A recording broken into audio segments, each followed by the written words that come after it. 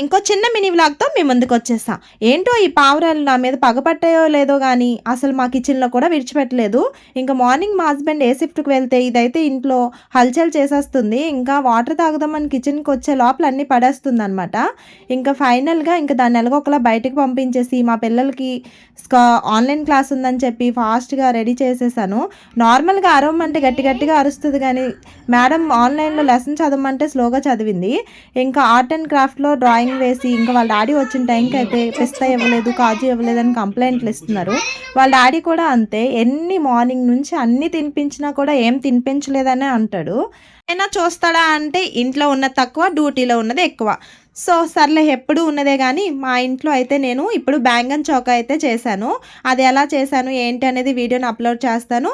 అదేవిధంగా మీరు కూడా ఎవరైతే నా ఛానల్ని సబ్స్క్రైబ్ చేసుకోలేదో మరిన్ని వీడియోస్ కోసం సబ్స్క్రైబ్ చేసుకోండి. బాయ్.